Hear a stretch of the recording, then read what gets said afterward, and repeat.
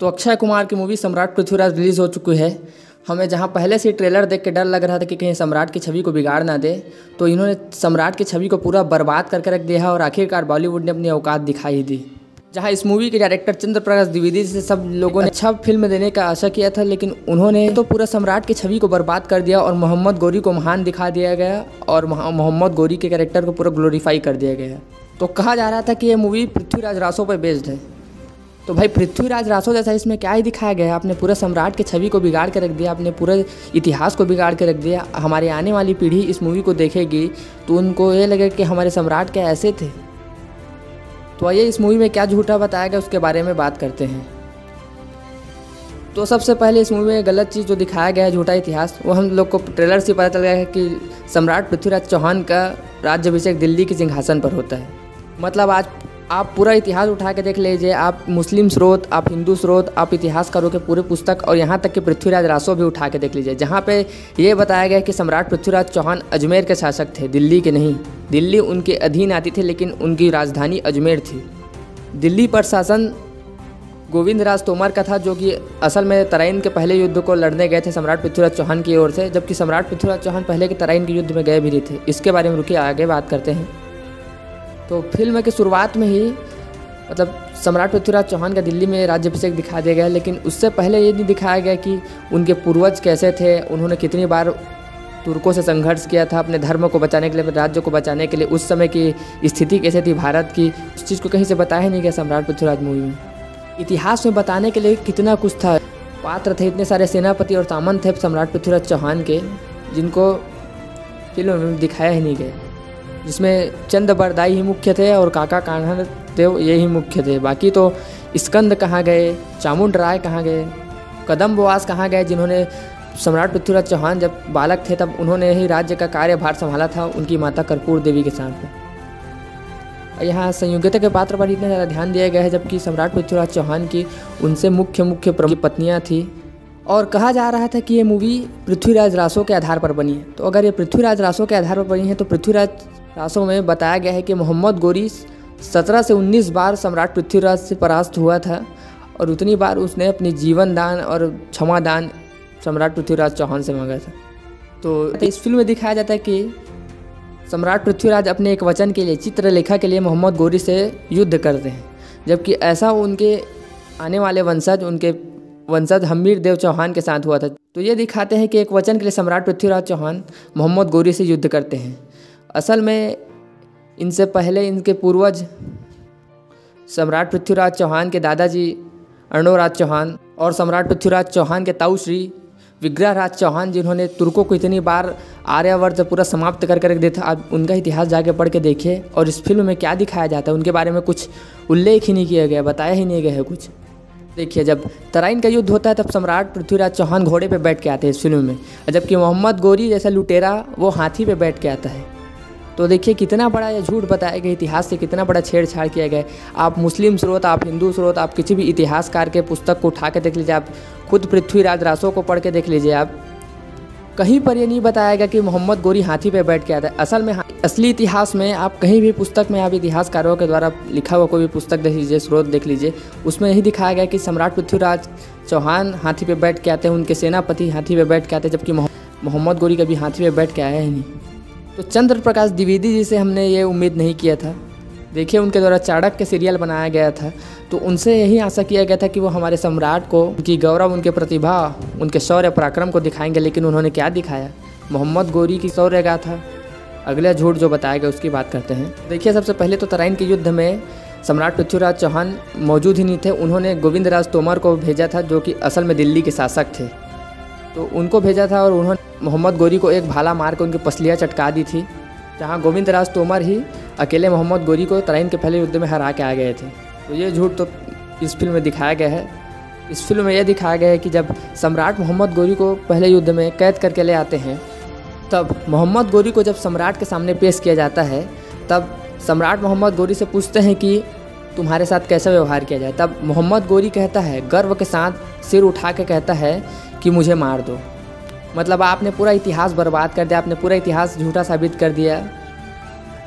वो मोहम्मद गौरी जो 17 बार सम्राट पृथ्वीराज चौहान से हार के भागा है, जिसने सम्राट पृथ्वीराज चौहान के सामने नाक रगड़ी है, जिसने जीवन की भीख मांगी है। जब मोहम्मद गोरी सोमनाथ मंदिर को ध्वस्त किया था, जब मोहम्मद गोरी ने हजारों मंदिर को ध्वस्त किया था, हमारे हिंदू भाई बहनों का कत्ल किया था, और जब बार बार मोहम्मद गोरी आक्रमण करने के लिए सम्राट पृथ्वीराज चौहान से युद्ध करने के लिए आता था और बार बार हार जाता था, तब हर बार सम्राट पृथ्वीराज चौहान के सामने वो उनके पैरों में गिर जाता था, उनसे भीख मांगता था, अपने जीवन की क्षमा मांगता था। तब तो यही तो हमारे आर्यावर्त भारतवर्ष के शासकों की यही तो उनकी सबसे बड़ी गलती रही है कि वो जो अपने शरण में आए हुए किसी भी शत्रु को भी क्षमा कर देते हैं, चाहे वो कितना भी बड़ा कायर हो, कितना भी बड़ा दुष्ट हो, उनको क्षमा कर देते हैं और कभी भी पीठ पे वार नहीं करते। आप असल के तराइन के युद्ध में देखेंगे कि जब गोविंदराज तोमर हरा देते हैं मोहम्मद गोरी को, तब मोहम्मद गोरी भागता हुआ जाता है और उनकी सेना का पीछा गोविंदराज तोमर या फिर सम्राट पृथ्वीराज चौहान की सेना के द्वारा नहीं किया जाता है, क्योंकि हमारे इतिहास में ऐसा कभी हुआ ही नहीं कि कोई भी हमारे राजा महाराजा किसी के पीठ पे वार करें और किसी को छल से कभी हराएं। तो देखिए, फिल्म में मोहम्मद गोरी सम्राट पृथ्वीराज चौहान से सीना तान के कहता है कि मुझे मार दो। यहाँ चंद बरदाई उन्हें रोकते हैं कि इसे नहीं मारना चाहिए। देख लीजिए कितना बड़ा झूठ दिखाया गया है, जबकि सम्राट पृथ्वीराज चौहान तो कई बार मोहम्मद गोरी को मार चुके होते, लेकिन जब उनके पैरों में वो गिर जाता है, वो नाक रगड़ता है, अपनी क्षमा मांगता है, जीवन की भीख मांगता है, तब सम्राट के पास और कोई चारा ही नहीं होता, क्योंकि हमारे राजा महाराजा कभी ऐसे अपने शरण में आए हुए किसी भी दुष्ट को भी क्षमा कर देते थे। अगर आपने रासों के आधार पर ही इस फिल्म को बनाया है तो आपने सम्राट पृथ्वीराज चौहान और मोहम्मद गोरी के 17 बार और मोहम्मद गोरी के 17 बार जीवन की भीख मांगने और उनकी क्षमा मांगने को क्यों नहीं दिखाया गया। सम्राट पृथ्वीराज चौहान इस मूवी में मोहम्मद गोरी को ही ग्लोरीफाई ज़्यादा किया गया है। फिल्म में क्या दिखाया जाता है और हमें पढ़ाया भी नहीं जाता है कि तराइन के सिर्फ 2 युद्ध हुए, जिसमें एक सम्राट पृथ्वीराज चौहान जीत गए और दूसरे में मोहम्मद गोरी सम्राट पृथ्वीराज चौहान को हरा के पूरा हिंदुस्तान पर कब्जा कर लेता है। तो देखिए, ऐसा हुआ होता फिर मोहम्मद गोरी को 2 युद्ध क्यों, पहले युद्ध में ही जीत जाता। मोहम्मद गोरी 17 बार वर्षों तक आक्रमण करते हुए आप अब हाल ही में आई मूवी नईकी देवी देख लीजिए, जिसमें 1178 में मोहम्मद गोरी ने सोलंकियों पर गुजरात के पाटन पे हमला किया था। उन्होंने उसको बुरी तरह से हराया था, जिसके कारण मोहम्मद गोरी अगले 14 साल तक भारत पे कदम नहीं रख सका था। अरे आप क्या इतिहास दिखा रहे हो, आप क्या इतिहास पढ़ा रहे हो बच्चों को। इससे हमारी आने वाली पीढ़ी अपने इतिहास, अपने शौर्य पराक्रमी योद्धाओं को ही तुच्छ समझेंगे, उनसे ही घृणा करेंगी। आप प्रबंध महाकाव्य देख लिया, मीर महाकाव्य देख लीजिए, आप पृथ्वीराज विजय देख लीजिए, आप पृथ्वीराज रासों को ही देख लीजिए। इसमें 7 से 23 बार तक सम्राट पृथ्वीराज चौहान और मोहम्मद गोरी के बीच के युद्ध को वर्णन किया गया है। और जहां आप कहते हैं सम्राट पृथ्वीराज ये फिल्म रासों के आधार पर बनाया गया है, तो कहाँ पर ये युद्धों का वर्णन कहाँ गया, आपने क्या इतिहास बताया है। चंद्र प्रकाश द्विवेदी जी किस आधार पर ये इस फिल्म को बनाया है। इस फिल्म में दिखाया गया है कि सम्राट पृथ्वीराज चौहान जाते हैं सम्राट राजा जयचंद के सामने और संयोगिता को हरण करके ले आते हैं, 2-4 लोगों को साथ में ले जाके। तो भाई आपने क्या दिखाया है, आप पृथ्वीराज रासो ही पढ़ के देखे, उसमें इतना अच्छे तरीके से उसका वर्णन किया गया है कि उस पर एक अलग से फिल्म, उस पर एक अलग से पार्ट बन सकता है कि संयोगिता का हरण कैसे किया गया। उसके लिए सम्राट पृथ्वीराज चौहान ने महीनों तक अपना भेष बदल के रहे, उन्होंने इतनी योजनाएं बनाई, उसके बाद संयोगिता का हरण हो पाया था। इतना उन्होंने योजना बनाया, उसके बावजूद भी उन्हें राजा जयचंद के साथ युद्ध करना पड़ा था। उसके बाद ही संयोगिता का हरण करके वो ला पाए थे। और इस युद्ध में उनके कई सामंत और कई वीर योद्धा वीर गति को प्राप्त हो गए थे। और इस फिल्म में क्या दिखाया जाता है कि सम्राट पृथ्वीराज चौहान अपने 2-4 सैनिकों को लेकर जाते हैं और राजा जयचंद के सामने संयोगिता को हरण करके ले आते हैं। तो क्या राजा जयचंद इतने तुच्छ और इतने छोटे थे कि उनके सामने आप ऐसे ही गए, सम्राट ऐसे ही गए और संयोगिता को ऐसे ही ले आए। जहाँ रासों में ही ये बताया गया है, संयोगिता हरण के युद्ध में ही काका कान्हादेव वीर गति को प्राप्त कर जाते हैं, जबकि आप फिल्म में देख सकते हैं। तो देखिए, इस फिल्म में राजा जयचंद को गद्दार दिखा दिया गया है, जो कि रासों में भी यही कहा गया है। लेकिन आप इसके अलावा कोई भी इतिहासकार को उठा के देख लीजिए, कोई भी ऐतिहासिक स्रोत को उठा के देख लीजिए, मुस्लिम स्रोत में भी राजा जयचंद को कहीं से भी गद्दार नहीं कहा गया है। तो इस फिल्म के आधार पर हमारे जो आने वाली पीढ़ी है वो सभी राजा जयचंद को गद्दार ही समझेंगे। मैं खुद राजा जयचंद को गद्दार ही समझता था, लेकिन आपको एक बात बताता हूँ, जब कन्नौज के जो है लोग वे मतलब यहाँ तक कहते हैं कि आप आइए ये सबूत दीजिए कि राजा जयचंद गद्दार थे और आप हम आपको इनाम देंगे, यहाँ तक वो चैलेंज करते हैं कि आप राजा जयचंद को गद्दार घोषित करके दिखाइए, साबित करके दिखाइए। लेकिन इस फिल्म में राजा जयचंद को गद्दार बता दिया गया है। सबसे बड़ा झूठ कि इस फिल्म में सम्राट पृथ्वीराज चौहान को अंतिम हिंदू शासक बताया गया है। और इस फिल्म के जब खत्म होती है फिल्म, तो आखिरी में आता है कि इसके सम्राट पृथ्वीराज चौहान के बाद में अगले 750 साल तक भारत गुलाम रहा। मतलब सम्राट पृथ्वीराज चौहान अंतिम हिंदू शासक थे और इसके बाद हम 800 सालों तक यानी 750 सालों तक गुलाम रहे। तो इनके बीच में जो विजयनगर साम्राज्य आया, महाराणा सांगा हुए, महाराणा प्रताप हुए, महाराणा कुंभा हुए, मीर सिंह सिसोदिया हुए, भीम चालुक्य हुए, इतने राजा महाराजा सम्राट हुए। तो असल में बात यह है ना दोस्तों कि जो मुस्लिम इतिहासकार हैं और जो ये फिल्म में जो दिखाया गया उसके आधार पर दिल्ली ही भारत का केंद्र है और दिल्ली का जो सम्राट है वो हिंदुस्तान का सम्राट है।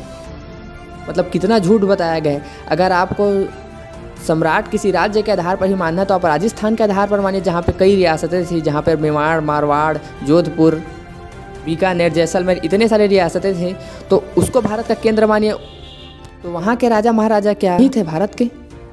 विजयनगर साम्राज्य, जहाँ कृष्णदेवराय को बाबर ने ही भारत का सर्वश्रेष्ठ शासक बताया है, क्या वो नहीं थे? महाराणा सांगा जिन्होंने बाबर तक को हरा दिया था, जिन्होंने इब्राहिम लोदी को 2-2 बार हराया, वे क्या शक्तिशाली शासक नहीं थे? वे क्या भारत के सम्राट नहीं थे? महाराणा प्रताप जिनके सामने अकबर खुद झुक गया था, यहाँ तक अकबर ने कहा था कि आधा हिंदुस्तान मैं महाराणा प्रताप को देने को तैयार हूँ, केवल मेवाड़ का मेरे लिए छोड़ दे वो। लेकिन उन्होंने अपने स्वाभिमान को कभी नहीं त्यागा। तो क्या वे मतलब हमारे भारत का हिस्सा, हमारे भारत के सम्राट और हमारे भारत के राणा नहीं हुए? असल में इस फिल्म में और जो मुस्लिम इतिहासकारों द्वारा दिल्ली को ही प्रधान और दिल्ली को ही भारत का केंद्र और जो दिल्ली का ही सम्राट या जो सुल्तान था उसी को ही पूरे हिंदुस्तान का सम्राट या सुल्तान दिखा दिए गए। इसी कारण इस फिल्म में सम्राट पृथ्वीराज चौहान को और जो मुस्लिम इतिहासकार है वे सम्राट पृथ्वीराज चौहान को अंतिम हिंदू शासक कहते हैं। क्या चंद्र प्रकाश द्विवेदी छत्रपति शिवाजी महाराज के मराठा साम्राज्य को भूल गए, जिन्होंने अटक से कटक तक भगवा लहरा दिया था, जहाँ पेशवा बाजीराव, जहाँ जाटों के महाराजा सूरजमल, जहाँ गुरु गोविंद सिंह जी, जहाँ महाराजा रणजीत सिंह जी ने मुगलों और अंग्रेज़ों तक को उन्होंने अपने किलों में कई महीनों तक कैद करके रख दिया था, जहाँ दिल्ली को उन्होंने ध्वस्त कर दिया था। तो क्या इन सब चीज़ों को इतिहासकार और चंद्र प्रकाश द्विवेदी दिखाना भूल गए? तो आप कैसे कह सकते हैं कि हम 750 साल तक या फिर 800 साल तक गुलाम ही रहे हैं? अगर ऐसा होता तो हिंदुस्तान में हिंदुत्व ही खत्म हो चुका होता। और अंत में हम सभी भाइयों को यही कहना चाहूँगा कि आप इस फिल्म को देख के अपने इतिहास को और अपने सम्राट पर कभी घृणा मत करना। इस फिल्म से हमारे इतिहास को कभी जज मत करना। जहाँ हो सके तो इस फिल्म को देखना ही मत, क्योंकि इस फिल्म ने हमारे सम्राट के चरित्र को पूरा बिगाड़ के रख दिया, पूरा बर्बाद करके रख दिया है। तो आपको इस पर क्या विचार है, कमेंट करके बताइएगा दोस्तों।